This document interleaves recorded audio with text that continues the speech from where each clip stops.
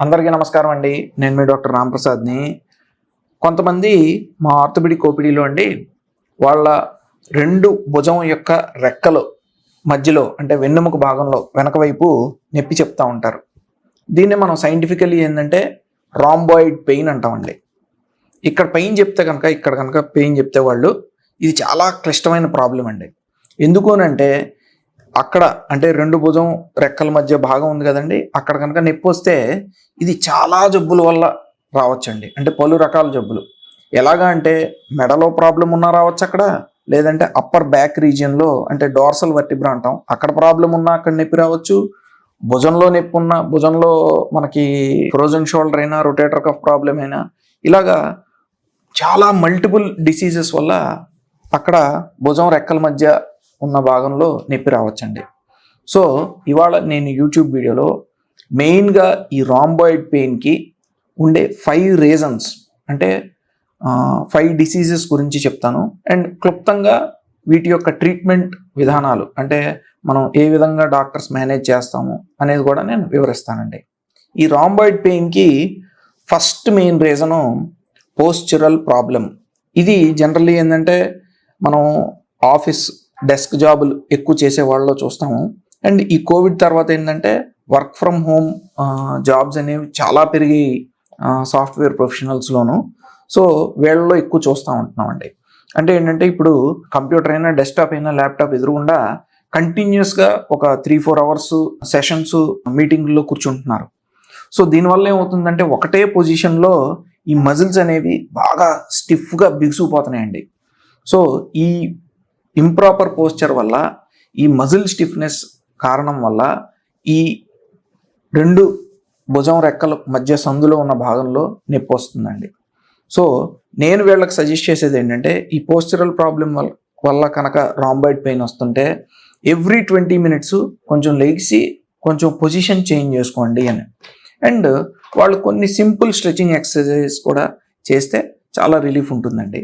And తీవ్రంగా కనుక నొప్పి ఉందంటే కొన్ని యాంటీ ఇన్ఫ్లమేటరీ మెడిసిన్స్ అనేవి ఒక 3 నుంచి 5 రోజులు వాడి కొంచెం హాట్ ప్యాక్స్ అంటే వేడి నీళ్ళు కాపడం పెట్టుకుంటే జనరల్లీ ఈ ప్రాబ్లం అనేది సాల్వ్ అయిపోతుంది. ఇంకా second common reason referred pain. Referred pain అంటే ఇది వినటానికి చాలా కాంప్లెక్స్గా ఉండొచ్చు, క్లిష్టంగా ఉండొచ్చు, కానీ చెప్తానండి ఏంటో. రిఫర్డ్ పెయిన్ అంటే క్లుప్తంగా అండి అసలు జబ్బు యొక్క రీజన్ అనేది ఇంకెక్కడో ఉంటుంది, దాని నొప్పి యొక్క అంటే బయటికి వచ్చే తత్వం అనేది వేరే చోట ఉంటుంది.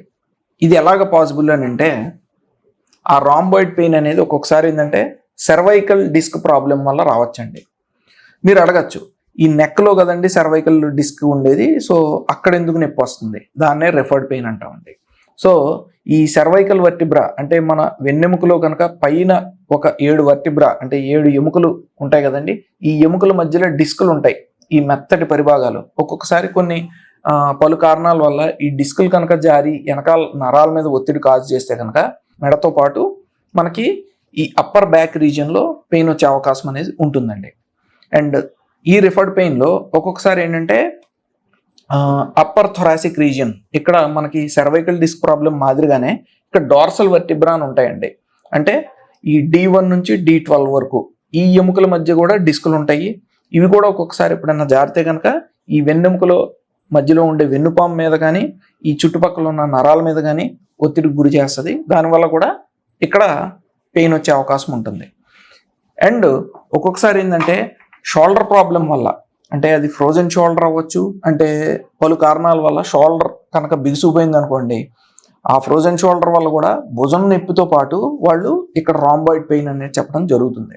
అండ్ ఒక్కొక్కసారి రొటేటర్ కఫ్ ప్రాబ్లమ్స్ అంటే మన భుజం కీల్లో కనుక ఈ స్నాయువులు అంటే ఈ భుజాన్ని పైకి లేపే స్నాయువులు టెండన్స్ ఉంటాయి కదండి, ఈ టెండన్స్ ఒక్కొక్కసారి కనుక పార్షియల్ టైర్ అయినా ఫుల్ టైర్ అయినా సరే షోల్డర్ పెయిన్తో పాటు వాళ్ళు ఇక్కడ రాంబాయిడ్ పెయిన్ చెప్పే అవకాశం ఉంటుంది.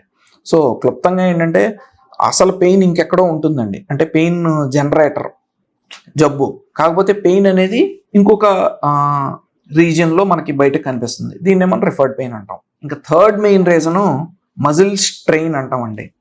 అంటే ఒక్కొక్కసారి మనం ఇంట్లో ఏదైనా బరువైన వస్తువు లేపాల్సి వచ్చింది, లేదంటే బరువైన వస్తువుని కదపాల్సి వచ్చింది, లేదంటే ఏదైనా సూట్ కేసు మొయ్యాల్సి వచ్చింది. అలాంటప్పుడు మనం ప్రాపర్ టెక్నిక్తో కనుక దాన్ని మనం ఆ వర్క్ని అంటే ఆ పనిని మనం చేయకపోతే కనుక ఒక్కొక్కసారి మనం అనుకున్నట్టు ఆ అప్పర్ బ్యాక్ రీజియన్లో మజిల్ కనుక టేర్ అవుతుందండి. ఈ మజిల్ కనుక టేర్ అయితే తీవ్రమైన నొప్పికి దారితీస్తుంది. దీన్నే మనం మజిల్ స్ట్రెయిన్ అంటాం. ఈ మజిల్ స్ట్రెయిన్కి కూడా ఏంటంటే సింపుల్గానే సర్జరీస్ అనేవి ఏమీ ఉండవండి. ఈ మజిల్ స్ట్రెయిన్కి మనం రెస్ట్ తీసుకుంటే తర్వాత కొన్ని యాంటీ ఇన్ఫ్లమేటరీ మెడిసిన్స్ అనేవి వాడి తర్వాత హాట్ ప్యాక్స్ అంటే వేడి నీళ్ళతో కాపడం పెట్టి కొంచెం రెస్ట్ ఇస్తే కనుక ఒక 10 to 15 డేస్లో ఈ ప్రాబ్లం తగ్గిపోయే అవకాశం ఉంటుందండి. And fourth main reason trigger points. ఇది వినటానికి క్లిష్టంగా ఉండొచ్చు, కాంప్లెక్స్గా ఉండొచ్చు, బట్ చెప్తానండి. ఈ ట్రిగ్గర్ పాయింట్స్ అనేవి మనం జనరల్ ఏంటంటే ఫైబ్రోమయాల్జియాలో చూస్తాం. ఈ ఫైబ్రోమయాల్జియా గురించి అండి మాదే ఒక డీటెయిల్డ్ వీడియో ఉంది. దాని లింక్ కూడా నేను డిస్క్రిప్షన్లో ఇస్తాను. దాని తర్వాత ఇప్పుడు డిస్ప్లే మీద కూడా నేను పెడుతున్నాను. సో దట్ ఎవరైనా ఇంట్రెస్టెడ్ ఉంటే డైరెక్ట్గా ఆ వీడియో కూడా వాళ్ళు చూడొచ్చండి. ఈ ట్రిగ్గర్ పాయింట్స్ అంటే ఏంటంటే అండి, వీళ్ళల్లో శరీరంలో కొన్ని పాయింట్స్ అనేవి ఉంటాయి. అంటే ఆ మజిల్స్లో అక్కడ ఏంటంటే ఎక్సెస్ సెన్సిటివిటీ టు పెయిన్ ఉంటుంది. అంటే వీళ్ళకి ఒక రకమైన ముట్టుకున్నా అంటే టచ్ చేసినా సరే అక్కడ నుంచి వాళ్ళకి ఒక డిఫరెంట్ సిగ్నల్ అనేది వెళ్తుంది, నొప్పి కింద వెళ్తుందండి. సో దాన్ని మనం ట్రిగ్గర్ పాయింట్ అంటాం.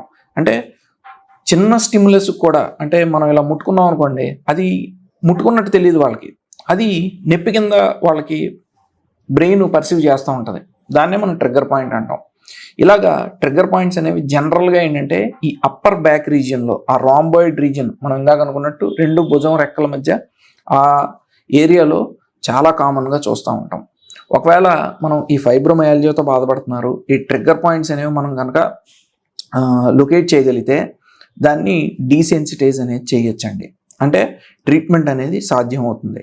ఎలాగా అంటే ఐదర్ బై నీడ్లింగ్ టెక్నిక్ అయినా, యాక్యుపంక్చర్ ద్వారా అయినా, అండ్ ఈ మధ్యకాలంలో ఏంటంటే ఇలాగా ఇన్ఫ్రారెడ్ థెరపీతో అంటే రెడ్ లైట్తో క్యూరాపాడ్ ఇలాగ ఒక క్యారమ్ బోర్డ్ కాయిన్లా ఉండే ఈ డివైజెస్తో ఆ ట్రిగ్గర్ పాయింట్స్ని డీసెన్సిటైజ్ చేయడం అనేది పాసిబుల్ అవుతుంది. సో ఈ విధంగా ఏంటంటే ఫైబ్రోమయాల్జియా పేషెంట్స్ కూడా అడ్వాన్స్డ్ ట్రీట్మెంట్స్ అనేవి పాసిబుల్ అండ్ వాళ్ళకు కూడా ట్రీట్మెంట్ అనేది సాధ్యం అవుతుందండి. అండ్ ఫిఫ్త్ డిసీజు, ఇది ఒక డిసీజ్ కాదండి, ఒక గ్రూప్ ఆఫ్ డిసీజెస్. ఇవన్నీ కూడా ఏంటంటే ఒక రెడ్ ఫ్లాగ్ సైన్స్ కింద మనం గుర్తించాలి. అంటే అర్జెంట్ మెడికల్ అటెన్షన్ అవసరం. ఇది ఒక గ్రూప్ ఆఫ్ డిసీజెస్. జనరల్లీ చాలా అరుదుగా చూస్తాము. ఎప్పుడైనా దెబ్బ తగిలిన తర్వాత ఇక్కడ వెన్నెముకలో కనుక ఇక్కడ ఫ్రాక్చర్ అవ్వటం చూస్తూ ఉంటాము. అంటే వెర్టిబ్రల్ కంప్రెషన్ ఫ్రాక్చర్. ఇది ఒక రకమైన ఎమర్జెన్సీ అండి. లేదు అని అంటే కొంతమందికి ఒక్కొక్కసారి హార్ట్ అటాక్ వస్తూ ఉంటుంది. అంటే మన గుండెలో కనుక రక్తనాళాలు యొక్క పరిమాణం తగ్గితే ఐదర్ అది స్పాజం వల్ల అవ్వచ్చు, లేదంటే బ్లడ్ క్లాట్ అవ్వడం వల్ల అవ్వచ్చు, ఏ కారణం వల్లైనా హార్ట్ అటాక్ వల్ల అయినా సరే ఈ రాంబాయిడ్ పెయిన్ రావచ్చండి. అండ్ ఒక్కొక్కసారి మనకి ఏదన్నా చిన్న యాక్సిడెంట్ కానీ లేదంటే ఎవరైనా ఇక్కడ మనకి ఛాతీలో గట్టిగా గుద్దినా సరే ఒక్కొక్కసారి పెద్ద రక్తనాళం ఉంటుందండి, థొరాసిక్ అయోర్టా అంటాం. ఈ థొరాసిక్ అయోర్టాలో ఒక్కొక్కసారి చీలిక వచ్చిన థొరాసిక్ అయోర్టా రప్చర్ అంటాం. దానివల్ల కూడా ఈ రాంబాయిడ్ పెయిన్ అనేది రావచ్చండి. బట్ నేను ఇప్పుడు చెప్పిన జబ్బులన్నీ కూడా కేవలం ఇక్కడ నొప్పితోనే కాదండి, ఇంకా వేరే వేరే క్లినికల్ మేనిఫెస్టేషన్స్ కూడా ఉంటాయి. అంటే ఇది ఒక్కటే కాదు, దీంతోపాటు వేరే క్లినికల్ సైన్స్ కూడా ఉంటాయి. సో ఈ గ్రూప్ ఆఫ్ డిసీజెస్ నేను ఇప్పుడు డిస్కస్ చేసినవన్నీ కూడా అర్జెంట్ మెడికల్ అటెన్షన్ అవసరము. సో ఏమాత్రం అశ్రద్ధ చేయకూడదండి. సో ఫైనల్గా ఏంటంటే ఈ రాంబాయిడ్ పెయిన్ అంటే 2 షోల్డర్ బ్లేడ్స్ అంటే ఈ భుజం యొక్క రెక్క ఎముక మధ్య ఉండే భాగంలో రాంబాయిడ్ పెయిన్ని కనుక మనం తీసుకుంటే ఇది ఒక కాంప్లెక్స్ ప్రాబ్లం అండి.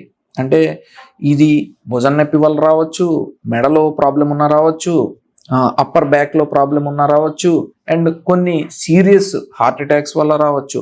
సో ఇదంత సింపుల్గా మనం తీసుకోకూడదండి. అండ్ మెడికల్ అటెన్షన్ అంటే సరైన డాక్టర్ అడ్వైస్ ద్వారా సరైన ట్రీట్మెంట్ తీసుకుంటే దీనికి కంప్లీట్ క్యూర్ అనేది పాసిబుల్ అవుతుందండి. So thank you for watching our video అండి. మరో మెడికల్ టాపిక్ పైన నెక్స్ట్ వీడియోలో కలుద్దాము. అంటిల్ దెన్ బై మీ డాక్టర్ రాంప్రసాద్ అండి.